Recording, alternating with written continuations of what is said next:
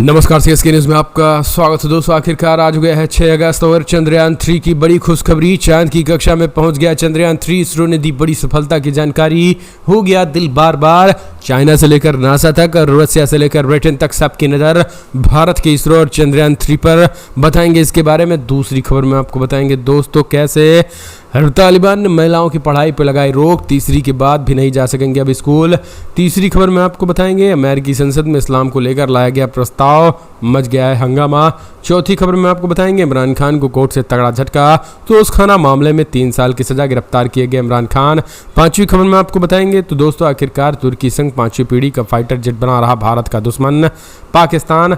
क्या है पूरी प्लानिंग और क्या है मोदी सरकार की तैयारी। वहीं 12 साल के रिकॉर्ड स्तर पर चावल की कीमतें।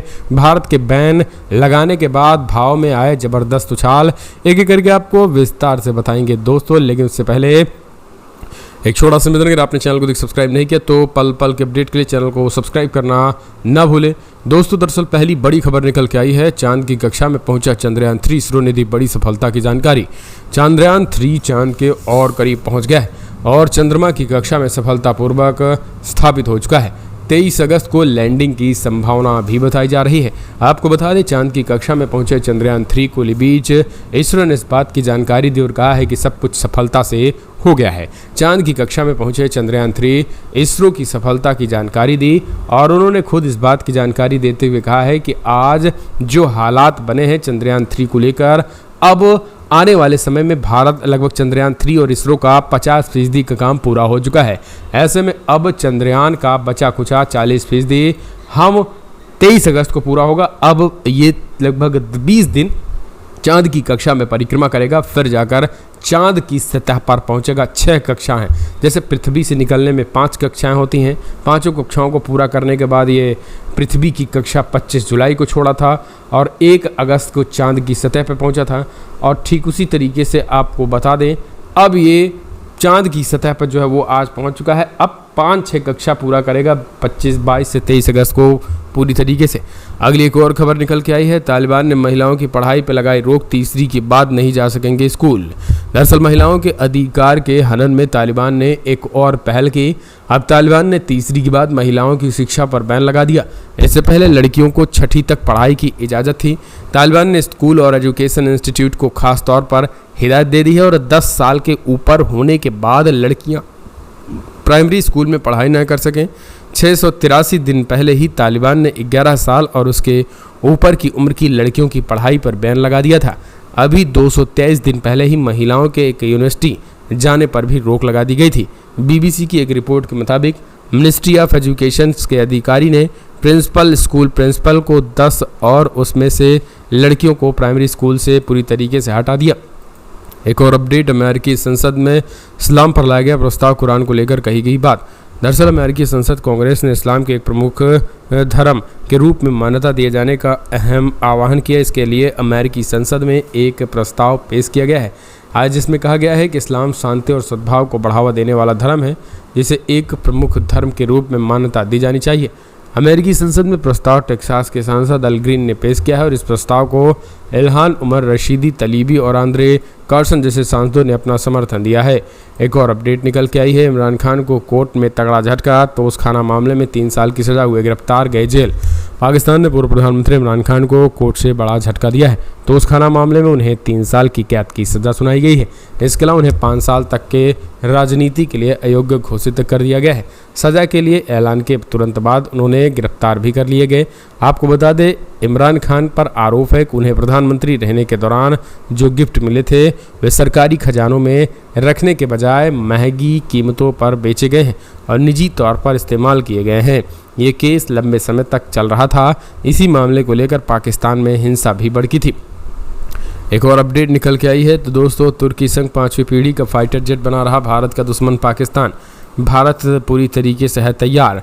दरअसल पाकिस्तान ने तुर्की के राष्ट्रीय लड़ाकू विमान कार्यक्रम में पार्टनर बन सकता है। तुर्की के डिप्टी रक्षा मंत्री सेलाल सामी तुफूली ने इस डेवलपमेंट की घोषणा की और कराची में एक छोटे युद्धपोत की लॉन्चिंग के दौरान समारोह भाषण में डिप्टी रक्षा मंत्री ने लड़ाकू विमान प्रोग्राम के बारे में महत्वपूर्ण जानकारी दी और उन्होंने एक बयान में कहा है कि हम इस महीने पाकिस्तान को आधिकारिक तौर पर अपने लड़ाकू विमान कान में शामिल होने के लिए जल्द ही पाकिस्तानी समर्थकों में मिलेगी। 200 अधिकारी पहले से ही इस डेवलपमेंट प्रोग्राम में शामिल हो चुके हैं। तो कमेंट्स माध्यम से अपने सुझाव देना ना भूलें। अगली एक और अपडेट। 12 साल के रिकॉर्ड के स्तर से चावल की कीमतें बढ़ रही हैं। भारत ने चावल पर बैन लगाते ही देखा जाए देश भर में चावल के दाम बढ़ते नजर आ रहे हैं। हाल के दिनों में चावल की कीमतों में जोरदारी से वृद्धि देखने को मिल रही है। भाव लगभग 12 साल के उच्चतम शिखर पर पहुंच चुका है। देखा जाए एक रिपोर्ट के अनुसार संयुक्त राष्ट्र में खाद्यान्न और कृषि संगठन यानी कि FAO ने कहा है कुल चावल प्राइस इंडेक्स जुलाई के महीने में सबसे ज्यादा बढ़ी थी, जब 2.8% से बढ़कर लगभग 129.7 अंक आंकी गई थी। यह पिछले वर्ष की समान अवधि की तुलना में लगभग 20% की बढ़ोतरी देखी गई थी। और उन्होंने बताया कि ऐसा साल सन 2011 में हुआ था और आज फिर हो रहा है। इसकी सबसे बड़ी वजह बताई जा रही है कि भारत चावल के निर्यात पर पाबंदी लगा दिया है। चावल की बढ़ती कीमतों की एक ही वजह है कि भारत अब चावल का निर्यात नहीं कर रहा है, जिससे दुनिया भर में गैर बासमती चावल को लेकर खास तौर पर मारामारी चल रही है। भारत के प्रतिबंध लगाने के बाद ग्लोबल मार्केट में भी चावल की सप्लाई कम हो गई है। साथ ही एक बड़ी वजह यह भी मानी जा रही है कि चावल उत्पादक देशों में अनियमितता मौसम की स्थिति के कारण पैदावार कम होने लगी है, जिसकी वजह से आपूर्ति में अधिक गिरावट सामने दर्ज की जा रही है। बता दें कि ग्लोबल चावल निर्यात में भारत की 40% हिस्सेदारी रही थी। भारत ने पिछले महीने घरेलू सकल उत्पाद में काबू पाने के लिए देखा जाए तो हाल के सप्ताह में इन कीमतों में काफी ज्यादा रिकॉर्ड स्तर दर्ज किया गया और देखा जाए चावल के निर्यात पर प्रतिबंध लगा दिया गया। ग्लोबल मार्केट में खाद्यान्न कीमतों की अस्थिरता लगातार बढ़ती जा रही है। कई देश संकट में घिरते नजर आ रहे हैं। चावल की बढ़ती कीमतों का कई देशों के खाद्यान्न सुरक्षा पर अहम प्रभाव पड़ा है।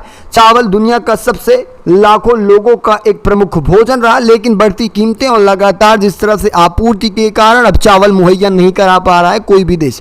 खासतौर पर देखा जाए सबसे ज्यादा कठिन इन देशों के लिए आ रही है कठिनाई कंबोडिया हो गया, वियतनाम हो गया, चीन, फिलीपींस और खासकर नाइजीरिया, मलेशिया, ये तमाम ऐसे देश हैं जहां पर चावल के लिए मारामारी चल रही है। वहीं देखा जाए भारत, थाईलैंड और खासकर पाकिस्तान अब चावल का निर्यात करता था, लेकिन यहां पर भारत ने चावल का निर्यात करना बंद कर दिया है। इसे आप किस तरह से देख रहे हैं अपनी राय दीजिएगा। वहीं इसी के साथ चलेंगे एक और बड़ी खबर निकल के आ रही है। NSA अजीत डोभाल ने जिहाद यूक्रेन शांति वार्ता में होने जा रहे हैं शामिल, क्या इसके बाद युद्ध पर लगेगा विराम? देखा जाए राष्ट्रीय सुरक्षा सलाहकार अजीत डोभाल रूस यूक्रेन युद्ध पर चर्चा में भाग लेने के लिए शनिवार को सऊदी अरब के जेद्दा पहुंचे हैं। सऊदी अरब में भारतीय राजदूत सुलेखान और महाबड़े दूता मोहम्मद शाहिद आलम जिहाद हवाई अड्डे पर अजीत डोभाल का स्वागत किया।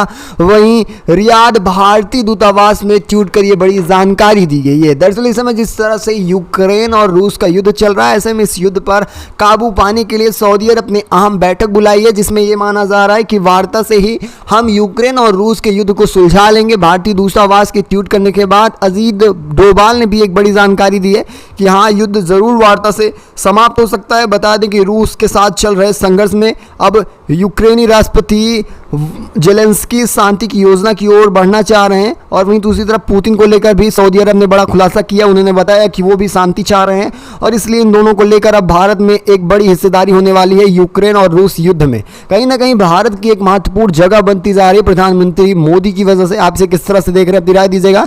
इसी के साथ चलेंगे अगली और बड़ी खबर निकल के आ रही है। पैसों के लिए चीन के आगे झुक गया है कंबोडिया। भारत के लिए कैसे बनता जा रहा है सिरदर्द, जरा समझिए। भारत का पड़ोसी देश चीन अपनी ताकत की विस्तार में और भी तेजी ला रहा है। चीन की बढ़ती समुद्री ताकतें क्षेत्रीय सुरक्षा के लिए चिंता का कारण बन रही हैं। दक्षिण चीन सागर पर चीन का दावा पूरी दुनिया के लिए चिंता का विषय है। अब इस क्षेत्र पर अपनी पैठ और मजबूत करने के लिए चीन दूसरे देशों के सैन्य अड्डे स्थापित कर रहा है। अपनी दक्षिण चीन सागर में आर्टिफिशियल आइसलैंड बनाने के बाद चीन ने अब पूर्वी अफ्रीकी देश जुबीत में एक सैन्य देखा जाए हवाई अड्डा बना लिया है। पिछले साल कुछ सैटेलाइट इमेज भी सामने निकल के आई थी, जिसमें यह देखा जा रहा था कि जुबीत में चीन ने नौसैनिक अड्डा पूरी तरह से चालू भी कर दिया है। अब वहीं देखा जाए अफ्रीका के हॉर्न में भी ये स्थित किया गया है हवाई अड्डा। इससे हिंद महासागर क्षेत्र में तैनाती की गई है युद्धपोतों की। वहीं दूसरी तरफ देखा जाए महत्वपूर्ण घटनाक्रम में अगर आगे बढ़ते हैं तो यह पहली बार नहीं है कि चीन पूरी तरह से सक्रियता आखिर समुद्रों में बढ़ा रही है। इससे पहले भी कई ऐसे चीजें सामने निकल के आई, लेकिन अब चीन ने अपने कदमों का विस्तार और तेजी से बढ़ाना शुरू कर दिया है। कंबोडिया में चीन का नया बेस मक्का जल मगडू मध्य बनना शुरू हो चुका है। देखा जाए इसके जरिए वह हिंद महासागर और दक्षिण चीन सागर को पूरी तरह से काबू में करने का प्लान बना रहा है। और इन सबको लेकर आपकी क्या राय? जिस तरह से कंबोडिया ने एक मौका दिया है चीन को, खासतौर पर हिंद और खासकर दक्षिण चीन सागर को जोड़ने वाली इस समुद्र पर खासतौर पर हवाई अड्डा बनाने का, इसे आप किस तरह से देखना बिगा दीजिएगा। इसी के साथ चलेंगे अगली एक और बड़ी खबर निकल के आ रही है। पाकिस्तान में महंगाई के सूर टूट गए हैं सारे, रिकॉर्ड तांडव मचा हुआ है। सबसे ज्यादा सामानों की कीमतों में हुई बढ़ोतरी, यानी 100% बढ़ोतरी हो चुकी है। पेट्रोल डीजल के दाम 20% बढ़े। देखा जाए ऋण के जाल में फंसा पाकिस्तान लगातार राजनीति के साथ साथ आर्थिक संकट से भी जूझ रहा है। एक तरफ देखा जाए इमरान खान की गिरफ्तारी, तो दूसरी तरफ पाकिस्तान में चल रही बदहाली, महंगाई पर अभी भी काबू नहीं पाया गया। वहीं दूसरी तरफ देखा जाए तो खास बात ये निकल के आ रही है कि ना तो महंगाई पर काबू पा रहे हैं और ना ही राजनीति में, यानी अगर पैसा नहीं है देश के पास तो कुछ भी नहीं होने वाला है। सिर्फ आम जनता के ऊपर कहर ढाया जा रहा है। पाकिस्तान में देखा जाए इससे पहले 19 रुपए खासतौर पर पेट्रोल डीजल के दाम बढ़ाए गए थे, लेकिन आज फिर से ये खबर निकल के आ रही है कि 1.3% और भी इजाफा कर दिया, यानी 20 रुपए पूरा बढ़ा दिया गया है पेट्रोल डीजल का दाम। वहीं दूसरी तरफ देखा जाए अन्य सामानों में भी 100% की बढ़ोतरी कर दी गई है, यानी दोगुना दाम देना पड़ेगा आम जनता को हर सामान के लिए। आप इसे किस तरह से देख रहे हो? जिस तरह से पाकिस्तान में महंगाई बढ़ रही है, अपनी राय इसको लेकर जरूर देना दीजिएगा। वहीं चलते हैं, एक और बड़ी खबर निकल के आ रही है, हमेशा के लिए रहने वाली है। पाकिस्तान में अंजू, बड़ा इशारा कर दिया है ISI ने। पाकिस्तान ने भारतीय महिला अंजू का वीजा बढ़ा दिया है। कहा जा रहा है कि अंजू का इरादा अब हमेशा के लिए पाकिस्तान में रहने वाला बन चुका है। 2 बच्चों की मां अंजू जुलाई में भारत से पाकिस्तान गई हुई थी और उन्होंने इस्लाम धर्म भी अपना लिया है। 34 वर्षीय अंजू ने इस्लाम स्वीकार कर अपने पति 25 जुलाई को पाकिस्तान के खैबर पख्तूनख्वा में खासतौर पर 29 वर्षीय नरसुल्लाह से शादी भी कर ली है। सन 2019 में फेसबुक पे ये सब मिले हुए थे और ये बड़ी खबर निकल के आ रही कि अंजू भारत नहीं आने वाली हैं। इससे पहले खबर निकल के आ रही कि जो अंजू के पति हैं अरविंद, उन्होंने खासतौर पर जाकर इन सब के ऊपर FIR भी कर दिया है और निम्न धाराओं पर इनके ऊपर मामला दर्ज किया गया है। उसमें तमाम मामले रहने वाले हैं धारा 500 के तहत, धारा 464 के तहत, ये तमाम धाराएं हैं जिनके ऊपर मामला दर्ज किया गया है। इन सबको किस तरह से देख रहे हैं? क्या अंजू वापस भारत आएगी या नहीं? अपनी राय दीजिएगा। वहीं इसी के साथ चलेंगे एक और बड़ी खबर पर, बड़ी अपडेट निकल के आ रही है। आपको बता देंगे सीमा हैदर की तरह एक और मामला सामने निकल के आ रहा है। दरअसल आपको बताए चले कि सीमा हैदर तो किसी तरह से भारत आ गई, लेकिन पाकिस्तान की एक लड़की ने भारतीय युवक के संग रचाई शादी, लेकिन ये शादी ऑनलाइन हुई है, ऑनलाइन कर ली है निकाह। बड़ी खबर निकल के आ रही है। पाकिस्तानी महिला सीमा हैदर के बाद एक अन्य पाकिस्तानी महिला ने भारतीय युवक के साथ शादी कर ली है। मिली जानकारी के अनुसार पाकिस्तानी लड़की ने भारत के राजस्थान के रहने वाले युवक के संग ऑनलाइन निकाह कर लिया है। दरअसल बताया चले कि रस्में वर्चुअल तरीके से निभाई गई हैं। एक काजी ने शादी संपन्न कराई और कराची में मौजूद दूल्हे ने कहा कि कबूल है, कबूल है। खास बात रहा कि निकाह बुधवार को जोधपुर में हुआ है। जोधपुर के रहने वाले ठेकेदार मोहम्मद अफजल के छोटे बेटे अरबाज ने पाकिस्तानी महिला अमीना से शादी की है। एक बड़ी बात है, देखा जाए आए दिन पाकिस्तान भारत को लेकर राग अल्पाता रहता है। अभी कल ही की बात देखिए, कुलग्राम में खासतौर पर 3 सैनिक शहीद हो जाते हैं। खासतौर पर देखा जाए कुलग्राम में कोई और नहीं बल्कि यही पाकिस्तान ने हमला किया, जिसमें 3 जवान अपने शहीद हो जाते हैं। एक बड़ी बात रहती है किस तरह से लगातार पाकिस्तान से अपने खासतौर पर जो संबंध है वो खराब रहे, लेकिन ये शादियां जो हो रही हैं कहीं ना कहीं नागुजार हैं। आप इसे किस तरह से देख रहे हैं? अपनी राय कमेंट के माध्यम से देना ना भूलिएगा। वैसे आपको पता चले कि इस खास वीडियो में बस इतना ही, मिलेंगे आपको बड़ी अपडेट के साथ। तब तक के लिए धन्यवाद। जय हिंद, जय भारत।